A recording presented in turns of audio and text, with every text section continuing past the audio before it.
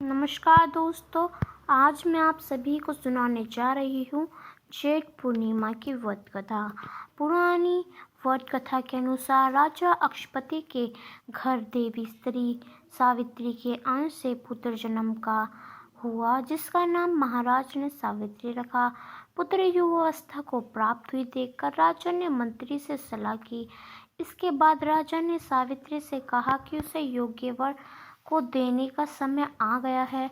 वह उसकी आत्मा के अनुरूप वर को नहीं पा रहा, इसलिए वह उसे पुत्री भेज रहा है ताकि वह स्वयं ही अपना योग्य वर ढूंढ ले। पिता की आज्ञा पाकर सावित्री निकल पड़ी और फिर एक दिन उसे सत्यवान को देखा और मन ही मन उसे वर चुन लिया।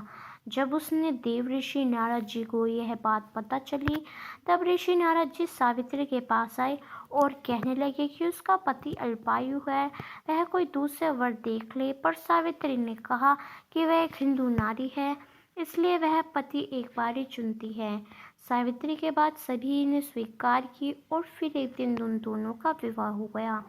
एक दिन सत्यवान के सिर से अत्यधिक पीड़ा होने लगी। सावित्री ने वट वृक्ष के नीचे अपने गोद में पति के सिर को रख उसे लिटा लिया। उसी समय सावित्री ने देखा कि अनेक यमदूतों के साथ यमराज आ पहुंचे हैं, सत्यवान के शरीर को दक्षिण दिशा की ओर ले जा रहे हैं। यह देख सावित्री ने भी पीछे पीछे चल पड़ देती है। उन्हें आता देख यमराज ने कहा कि पृथ्वी तक की पत्नी अपने पति का साथ देती है, अब उसे वापस लौट जाना चाहिए। उनकी इस बात पर सावित्री ने कहा कि जहाँ उसके पति रहेंगे उसे उनके साथ रहना ही, यही उसका पत्नी धर्म है। सावित्री के मुख से यह उत्तर सुनकर यमराज बहुत खुश हुए। उन्होंने सावित्री को वर मांगने को कहा और बोले कि वह उसे 3 वर देते हैं। वह कौन कौन से 3 वर हासिल करना चाहती है। तब सावित्री ने सास ससुर के लिए नेत्र ज्योति मांगी, ससुर का खोया हुआ राज्य वापस लाना और अपने पति सत्यवान के पुत्रों की मां बनने का वर मांगा। सावित्री के तीनों वरदान सुनने के बाद यमराज ने उसे आशीर्वाद दिया और कहा कि ऐसा ही होगा।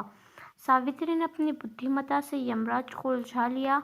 पति के बिना पुत्रवती होना जितना असंभव था, उतना ही यमराज का अपने वचन सुन मुख फेरना।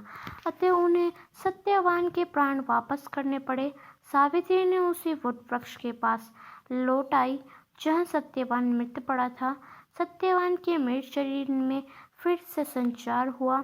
इस प्रकार सावित्री ने अपने पतिव्रता के प्रभाव से न केवल अपने पति को जीवित कराया, बल्कि सास ससुर को नेत्र ज्योति प्रदान करके उनके ससुर को खोया राज्य फिर दिलवाया।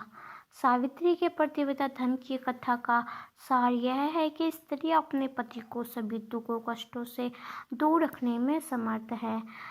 जिस प्रकार पतिव्रता धर्म के बल से ही सावित्री ने अपने पति सत्यवान को यमराज के बंधन से छुड़ा लिया था, इतना ही नहीं, खोया हुआ राज्य तथा अंधे सास ससुर की नेत्र ज्योति भी वापस दिला दी। कथा की सम्मिलिति के उपरांत अपने पति को रोल या रक्षक लगाकर चरण स्पर्श किए जाते हैं।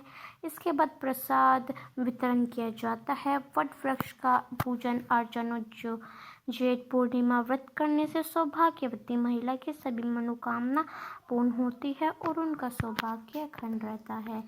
तो ये था हमारा जेठ पूर्णिमा की कहानी। आपको कैसी लगी हमें कमेंट कर जरूर बताइए।